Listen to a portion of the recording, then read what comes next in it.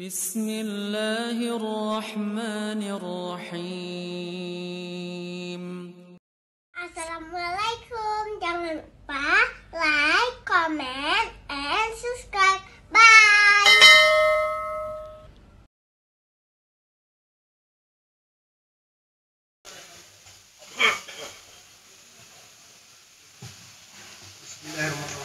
Assalamualaikum warahmatullahi wabarakatuh. Terima kasih kepada moderator telah kesempatan dan terima kasih kepada Ustaz Izzat yang sudah bersedia mengisi pengajian tua muda, nggak boleh kita bilang tua, semua tua muda. Tapi langsung saja karena mengingat waktu. Qada salat itu wajib, berjamaah sunnah. Jadi ada kawan-kawan bilang saya nggak mau ke berjemaah bersama, saya mau qada salat aja. Jadi bagaimana kita, saya nggak bisa juga mengkantor itu ataupun meyakinkan mereka kan.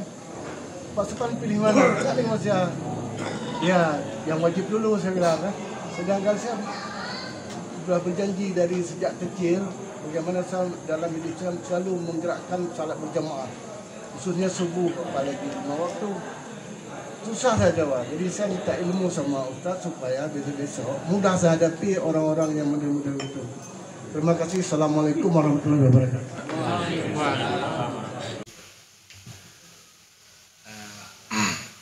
Sholat berjamaah sunnah, qada wajib, tapi ninggalin sholat dengan sengaja haram gitu. Selesai. Ya kan? Qada itu kan sengaja dia ninggalin sholat supaya nanti bisa diqada. Tapi ninggalin sholat dengan sengaja itu haram dan termasuk akbarul kabair, termasuk dosa besar kalau disengaja. Karena Rasulullah bilang dalam hadis, al-ahdu bainana wa bainal kafiri wal musyriki tarkus sholat. Perjanjian yang membuat kita beda di hadapan Allah dengan orang kafir, dengan orang musyrik, ninggalin atau kerjakan sholat. Kita kerjakan sholat, kita masih sah disebut muslim. Kita ninggalin sholat dengan sengaja, ya hanya untuk bisa mengqadanya di lain waktu, itu hukumnya haram, dosa. Ya kan? Jadi kalau dia qada sengaja dengan niat itu, dia sudah berdosa dulu sebelum dia melakukan perbuatan wajib qadanya. Jadi masalah qada salat itu sebenarnya ada dua bahagian.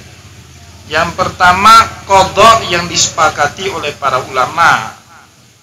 Bagaimana salat qada yang disepakati oleh para ulama? Salat qada yang karena dua sebab. Karena lupa atau karena kita ketiduran. Rasulullah SAW bersabda dalam sebuah hadis, man nasiya an sholatin, man nama an sholatin, au nasiyaha, falyusalliha idza dzakaraha. Barang siapa yang tertidur atau lupa dalam mengerjakan sholat, maka hendaklah dikerjakan kembali pada saat dia ingat atau terbangun dari tidurnya. Di dalam Sahih Bukhari itu Rasulullah SAW pernah melakukan safar jauh, ditemani oleh beberapa sahabat, salah satunya Abu Hurairah. Tiba-tiba di malam hari Rasulullah memutuskan kita berhenti istirahat. Bentangkanlah tenda. Kemudian Rasulullah malam itu tidak tidur karena waktu hampir subuh. Abu Hurairah kemudian usul sama Rasulullah, ya Rasulullah, lebih baik Anda tidur, biar saya yang jaga malam dan saya yang akan membangunkan jamaah semua nanti waktu datangnya waktu sholat subuh. Subuh datang, sahabat Nabi semua tidur, Nabi juga tidur, Abu Hurairah juga tertidur. Kapan bangunnya itu? Asy-asy syams, saat sinar matahari itu masuk ke dalam mata Rasulullah, tertidur. Nabi Muhammad bangun itu udah waktu syuruk. Rasulullah marahin Abu Hurairah, Abu Hurairah gimana? Katanya kamu janji bangunin saya. Ma'ana illa basyarun misluka ya Rasulullah. Saya ini kan manusia biasa kayak kamu. Gampang aja ngelesnya itu Abu Hurairah. Ditanya sama Rasulullah, kok tadi kan janji kamu bangunin kita sholat.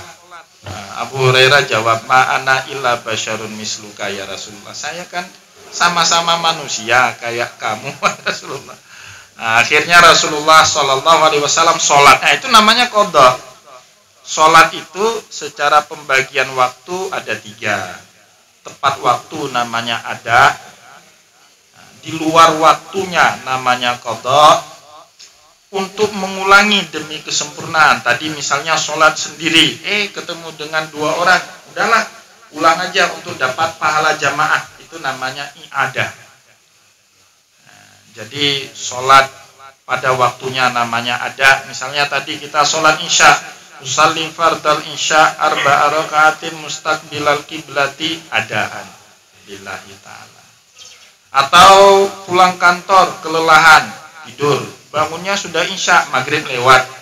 Itu berarti sholat maghribnya niatnya usalli fardal maghribi salasa raka'atin mustaqbilal kiblati qadaan lillahi ta'ala. Tadi sholat sendiri, setelah selesai sholat ada 2 orang baru masuk ke masjid, mau ulang supaya dapat pahala jamaah. Usalli fardal maghribi salasa raka'atin mustaqbilal kiblati i'adatan lillahi ta'ala. Sama kayak Bapak Ibu misalnya pergi umroh. Kan ada waktu tertentu ya Bang Willy, di atas pesawat kita sholat. Sholat di atas pesawat itu enggak sempurna rukun dan syarat. Salah satu syarat sholat itu apa? Menghadap kiblat. Kita di atas langit, kiblat di bawah, gimana itu caranya? Enggak sempurna. Ya, dan sholat itu kan berdiri bagi yang mampu. Di dalam pesawat bagaimana berdiri? Dimarahin sama mbak-mbak pramugari kan? Jadi sholatnya nggak sempurna, tapi wajib sholat nggak? Wajib. Kalau sudah datang waktu, wajib sholat. Tetapi di dalam mazhab Syafi'i fatwanya, setelah kita grounded, tiba di darat, kita ulang balik. Misalnya tadi sholat duhur, sholat asar. Tiba di Madinah misalnya malam, itu sunnah kita disuruh ulang sholatnya, tapi bukan qadha itu, karena kita sudah sholat tadi. Sholat di situ i'adah demi kesempurnaan sholat. Jadi niat sholat itu 3, ada qadha, i'adah. Nah, qadha seperti ceritakan tadi itu disepakati oleh para ulama, boleh. Nah, itu qadha yang boleh. Saya sering kalau misalnya ada libur pengajian 1 malam, itu biasanya saya gunakan untuk family time dengan keluarga, keluar, kan nggak ada pengajian, pada maghrib keluar itu. Biasanya pulangnya jam 10. Lupa sholat isya, ketiduran. Itu subuhnya bangun, semalam ada sholat isya apa enggak ya? Itu sering. Kalau saya sering sekali. Kalau nggak langsung sholat isya waktu dengar azan, pasti kebawaannya lupa ingat kita sholat isya. Nah seperti itu boleh kita langsung qadha.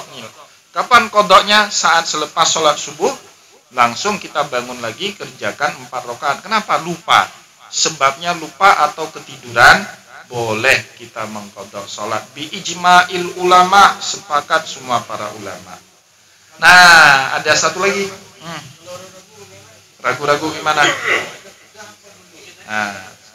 Nah, ada kaidah di dalam agama, al-aslu baqaun ala makana ala makana.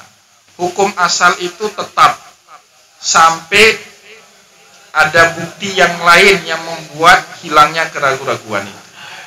Hukum asal itu kan kita nggak sholat, ya, sampai kita benar-benar mengetahui diri kita mengerjakan sholat. Maka saat kita ragu-ragu ada sholat apa enggak, berarti hukum asalnya apa? Kita tidak dalam keadaan sholat. Al-yakin la yuzalu bisyak. Saat kita yakin sudah sholat, nah berarti kita nggak boleh ragu-ragu. Tadi malam saya udah sholat, ini kok kayaknya belum ya. Itu keraguan-raguan itu dianggap tiada. Tapi kalau ragu-ragunya seimbang antara kerja atau tidak, maka hukum asalnya kita nggak sholat. Maka sunnah kita melakukan qadha sholat.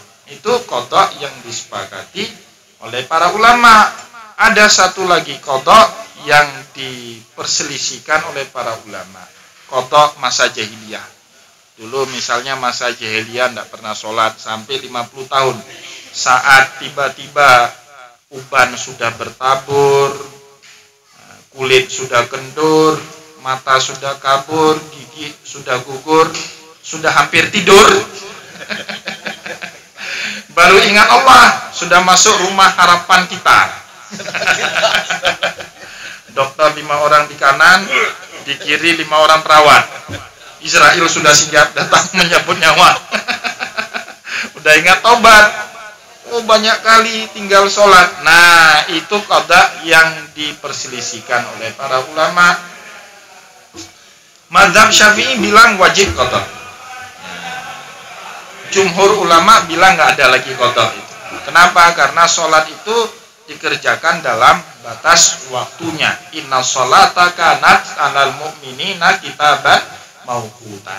Sesungguhnya sholat itu dikerjakan dalam waktu-waktunya. Kalau sudah lewat waktu, apalagi sudah berpuluh tahun, sudah selesai sholat itu.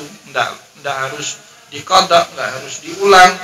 Terus bagaimana cara kita tobat? Ya, tobatnya memperbanyak amal soleh, ya, banyak-banyak sholat sunat, ya, banyak-banyak wudu. Man tawaddo'a fa ahsanal wudu kharajan khatayahu min tahti jasadih hatta takhruja min tahti akfarih. Orang yang berwudu bagus wudunya seperti yang dicontohkan Nabi, keluar semua dosa-dosa dari tubuh, bahkan keluar dari bawah kuku-kukunya. Banyak sedekah, as-sadaqatu tudfi'ul khati'ata kama yudfi'ul ma'un nar. Sedekah itu bisa memadamkan dosa sebagaimana air memadamkan api. Nah, itu kata jumhur.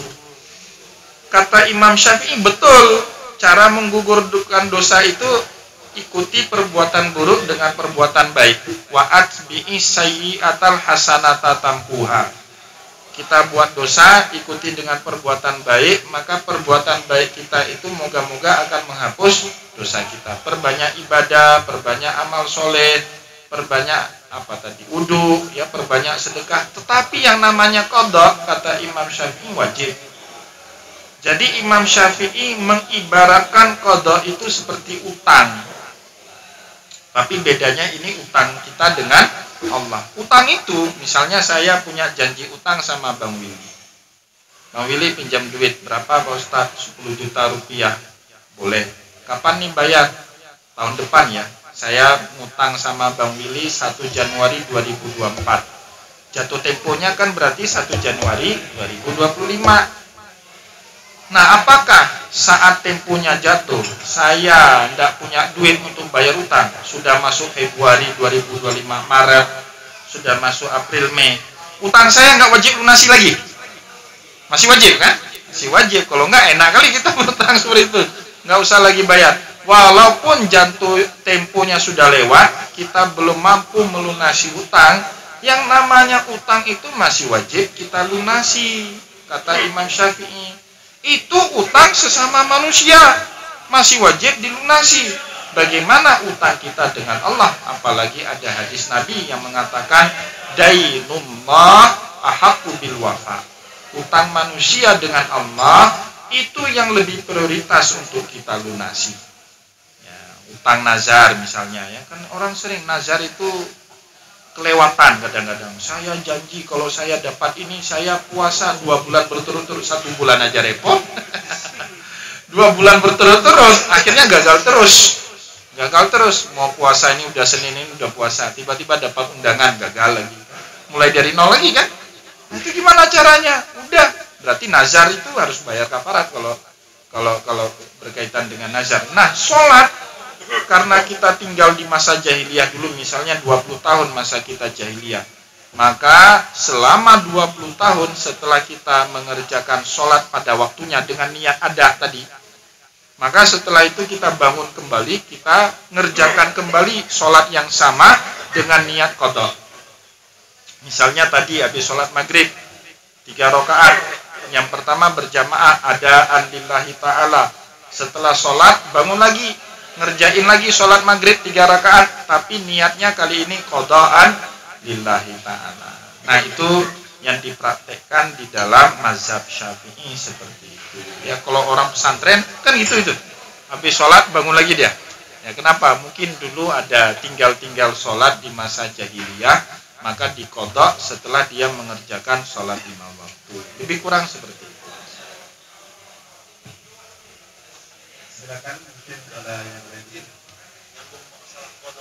Ya. Warahmatullahi wabarakatuh.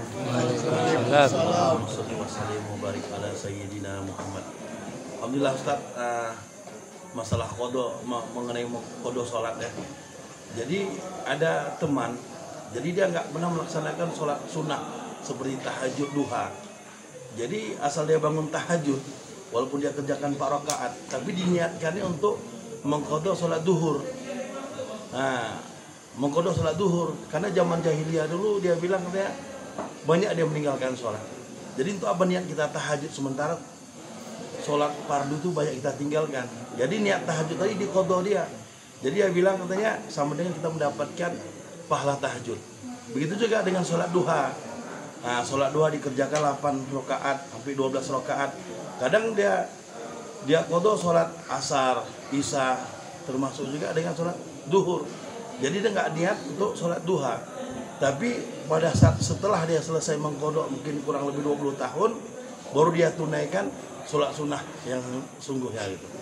Gimana kira-kira masalah pahala tahajud atau duha tadi, apa dapat secara otomatis, apa terhitungannya pahala fardunya saja gitu, mengqadha sholat fardu ya, insyaallah.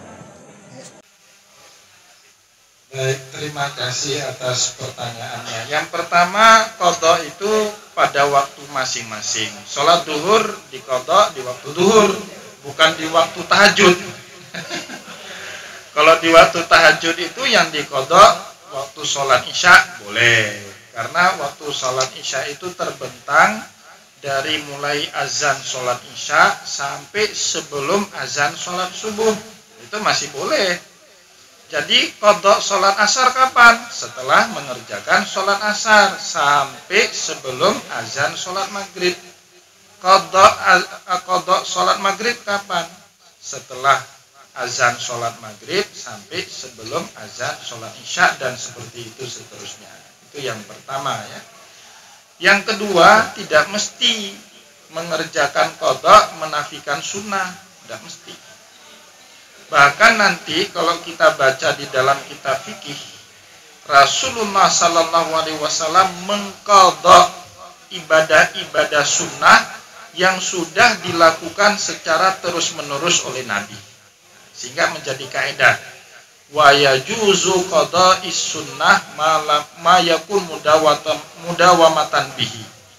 Boleh hukumnya di dalam agama kita bahkan mengqadha amal ibadah sunnah, tetapi dengan satu syarat yang sudah kita lakukan terus-menerus. Contohnya, misalnya ada di antara jamaah kita di sini yang istiqomah betul puasa Senin Kamisnya. Hari itu tidak bisa puasa Senin. Kenapa? Karena ada undangan tetangga di sebelah rumah lagi. Jadi panitia. Memenuhi undangan kan hukumnya wajib. Puasa Senin itu kan hukumnya sunnah. Wajib batal itu. Tapi karena dia istiqomah betul puasa Senin Kamis, boleh itu puasa Seninnya diqadha besok hari Selasa. Bagi yang istiqomah puasa Senin Kamis. Bagi yang sekali ada sekali enggak, nggak usah. Nah, kayak kita ini kan nggak usah. Nah, jadi sekali lagi, yang namanya mengqadha itu tidak harus menafikan ibadah sunnah, dia bisa berbarengan. Jalan berbarengan, sunnah tetap kerjakan, qadha juga tetap ditunaikan ya. Dan itu yang dilakukan dulu oleh para sahabat Nabi ya, oleh para ulama, terutama ulama kalangan Syafi'i yang mewajibkan qadha salat bagi orang yang meninggalkan ibadah di masa mudanya dulu ya. Jadi tidak harus menafikan, dan bahkan kalau yang namanya ibadah sunnah pun kalau kita sudah istiqomah melakukannya, boleh sifatnya diqadha. Itu dalam tasawuf kan ada namanya rotib. Rotib itu zikir yang diamalkan dengan kurikulum tertentu.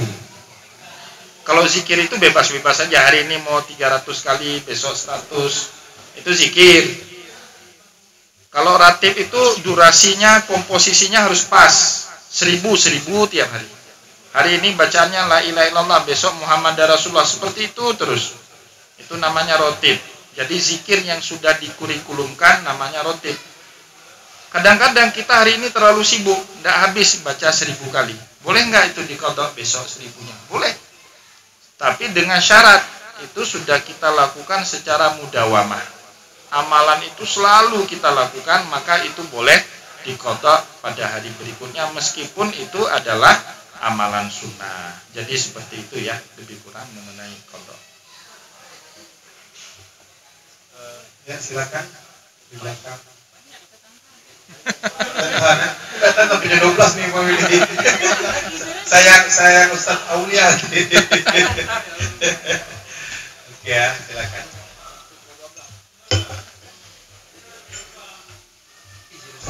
Ya. Kita semua mencintai Nabi Muhammad SAW. Jadi yang ingin saya tanyakan, bagaimana tips agar kita dicintai oleh Nabi Muhammad SAW. Demikian Ustaz, terima kasih. Wah, ini berat kali pertanyaannya. Karena masalahnya saya nggak hidup di zaman Nabi.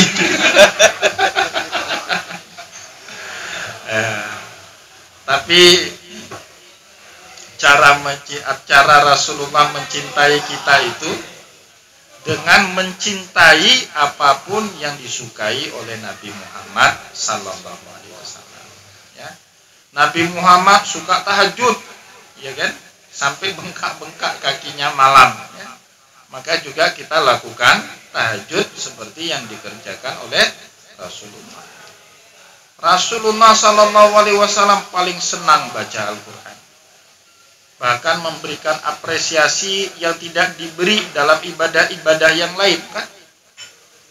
Man qara'a harfan min kitabillah falahu hasanatun. Barang siapa yang baca satu huruf saja dari Al-Quran, maka dia diberikan satu kebaikan. Walam akul alif lam mim harfan, kata Nabi. Aku tidak pernah bilang alif lam mim itu satu huruf, tapi alif huruf terpisah, lam juga huruf terpisah. Begitu juga dengan mim. Tinggi sekali apresiasi Nabi kepada para penghafal Al-Quran. Maka sebagaimana Nabi mencintai pembaca Al-Quran, maka kita juga harus senang membaca Al-Quran, mencintai para penghafal Al-Quran. Apalagi Nabi Muhammad Sallallahu Alaihi Wasallam suka sekali dengan orang penyabar. Pernah kan dalam satu majelis Nabi Muhammad Sallallahu Alaihi Wasallam dengan Abu Bakar As-Siddiq. Ada orang marah-marah dengan Nabi, Nabi senyum-senyum aja. Abu Bakar pertama senyum-senyum, lama-kelamaan Abu Bakar terpancing juga emosinya. Saat Abu Bakar tersulut emosinya, Nabi tinggalin itu Abu Bakar. Belakangan kan Abu Bakar nanya Rasulullah, kenapa saat saya mau membela dirimu, engkau pergi meninggalkan saya? Apa jawab Nabi? Saat engkau tadi diam, sabar, saat orang maki-maki kita, itu kita dikelilingi oleh para malaikat. Tapi pada saat kamu marah, tiba-tiba malaikat pada lari, kita dikelilingi oleh setan. Nah, saat itu Nabi Muhammad minder. Nah, kita juga suka punya sifat sabar, sifat syukur, tidak gampang marah. Itu kan sifat-sifat yang disukai oleh Rasulullah. Jadi setiap kali kita punya atau mencintai apa saja yang dicintai oleh Rasulullah, itulah cara Rasulullah Sallallahu Alaihi Wasallam mencintai kita. Ini bapak-bapak ini kan baik nih dengan sama-sama jamaah, tapi ada harus yang lebih baik lagi, yang harus kita perbaiki hubungannya. Dengan siapa? Dengan keluarga kita sendiri. Rasulullah bilang dalam satu hadis, khairukum li ahli wa ana khairukum li ahli. Sebaik-baik kalian adalah orang yang paling baik dengan keluarganya sendiri. Dan saya adalah orang yang paling baik dengan keluarga saya.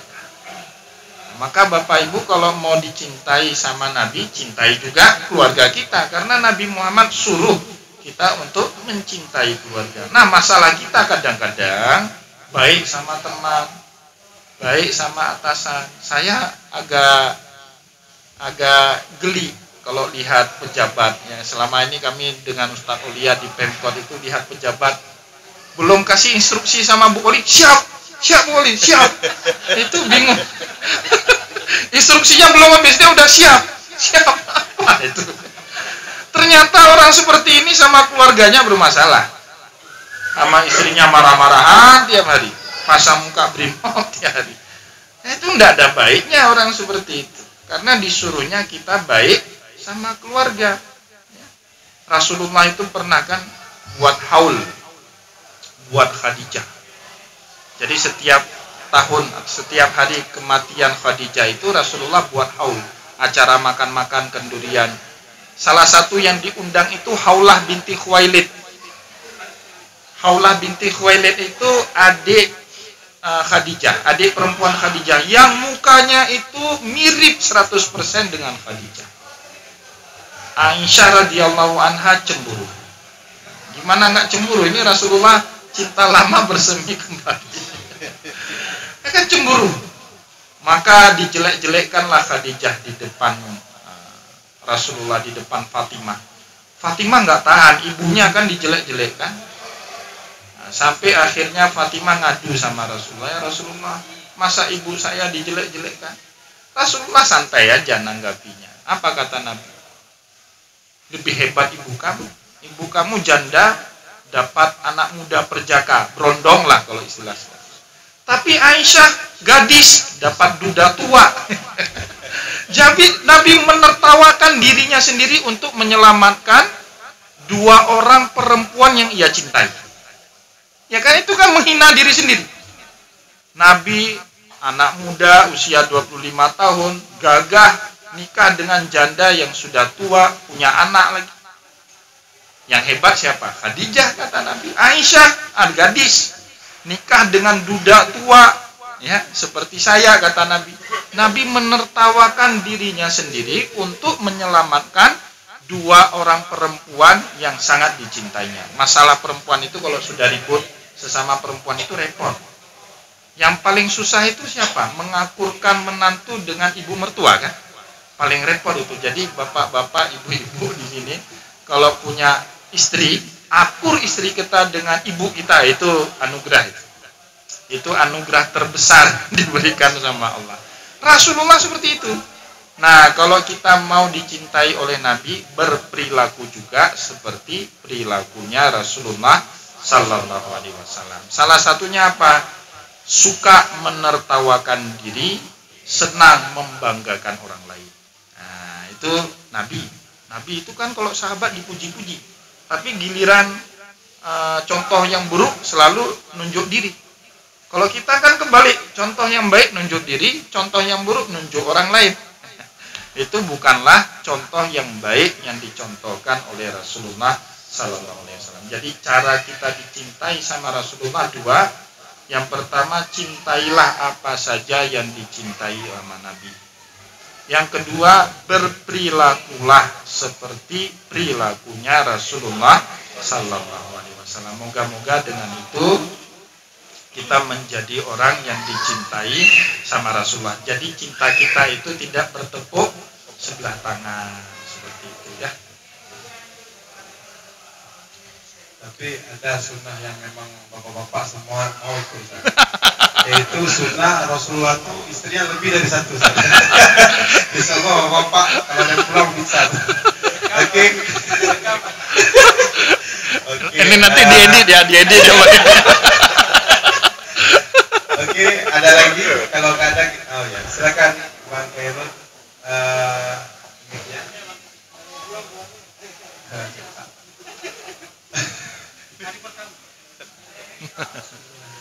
Habis dikasih Assalamualaikum warahmatullahi wabarakatuh. Waalaikumsalam. Ada satu pertanyaan Ustaz Ya. terkait haji tadi Ustaz. Jadi manakah yang lebih kita utamakan atau dahulukan, mendaftar haji atau naik umrah Ustaz? Jadi kalau kondisinya Bang Willy tolong jawab nih ya. jadi kalau kondisinya Ustaz, dana yang kita miliki ini minimalis. Ah. Jadi yang kita utamakan porsi haji atau berangkatnya baru Ustaz. Terima kasih Ustaz. Assalamualaikum warahmatullahi wabarakatuh. Waalaikumsalam warahmatullahi. Menurut jumhur ulama haji wajib, umrah sunnah. Tapi menurut Syafi'i haji dan umrah itu sama-sama wajib. Kenapa? Alasannya Allah menggabung pelaksanaan haji dan umrah dalam satu kewajiban perintah. Wa atimul hajja wal umrata lillah. Ini bukan karena saya punya travel ya. Saya pernah ceramah khutbah Jumat seperti itu. Ini karena punya travel ngomong seperti itu. Enggak. Memang ilmunya itu. Haji dan umrah itu diwajibkan oleh Allah dalam satu perintah dalam sebuah ayat. Pakai wal ataf namanya.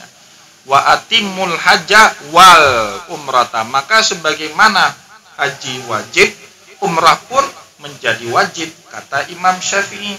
Cuman bedanya apa? Wajib haji itu rukun Islam, wajib umrah tidak masuk dalam rukun Islam. Itu aja bedanya. Ya. Berbakti kepada orang tua itu wajib nggak? Wajib. Sholat wajib, tapi wajibnya sholat masuk dalam rukun Islam. Wajibnya kita berbakti kepada orang tua tidak dimasukkan oleh Nabi ke dalam rukun Islam yang 5, tapi dia wajib. Nah, gitulah lebih kurang jawaban Imam Syafi'i. Ibadah haji dan umrah itu sama-sama wajib. Ya, kenapa? Karena tadi wa atimul hajja wal umrata lillah. Maka semua yang disyaratkan dalam pelaksanaan ibadah haji juga berlaku sama dalam pelaksanaan ibadah umrah. Kalau ibadah lain kan 3 aja itu syaratnya. Islam, akil, balik. Kalau haji dan umrah itu nambah 1, namanya istita'ah. Karena Allah berfirman dalam surat Ali Imran, walillahi 'alan nasi hijjul baiti man istata'a ilaihi sabila. Istita'ah ini dulu dimaknai oleh para ulama zat warrohilah. Punya tunggangan dan punya bekal. Kalau punya bekal nggak punya tunggangan nggak mampu. Atau punya tunggangan nggak punya bekal, bekal itu buat dibawa dan buat keluarga yang ditinggal. Tanpa itu juga nggak dianggap istita'ah. Di zaman kita ini nambah 1 lagi kategori istita'ah. Punya kuota apa enggak? Kemarin banyak itu kan jamaah punya duit banyak, tapi gagal berangkat. Kenapa? Nggak ada kuota furoda. Gagal berangkat juga. Apalagi kalau kuotanya dikorupsi, ya kan makin bertambah-tambah gagal berangkat.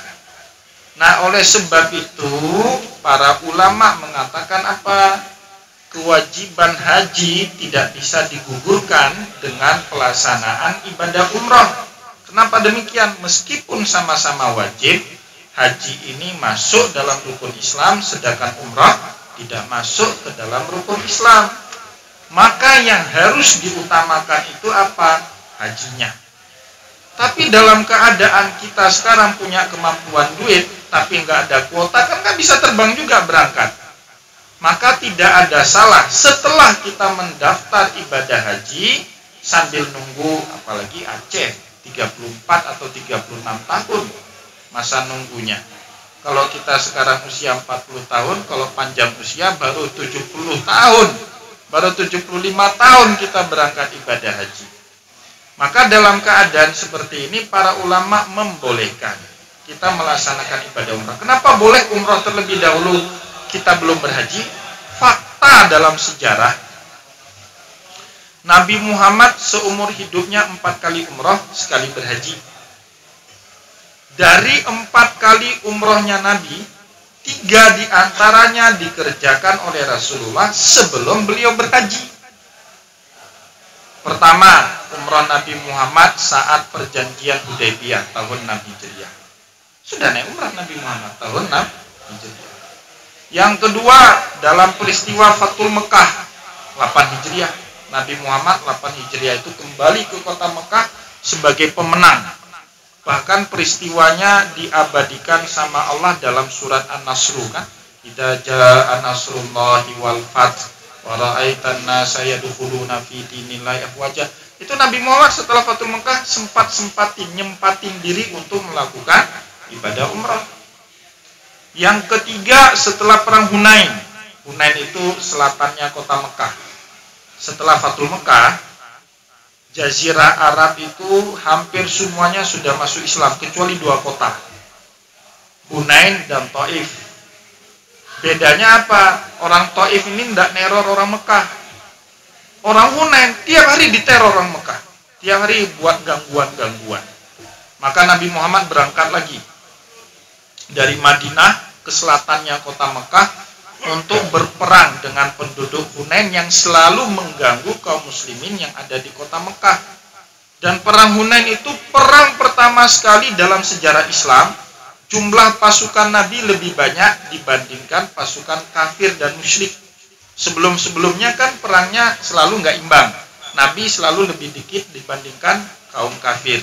Perang Badar 1000 lawan 313. Perang Uhud 1000 lawan 3000 pasukan kafir Quraisy.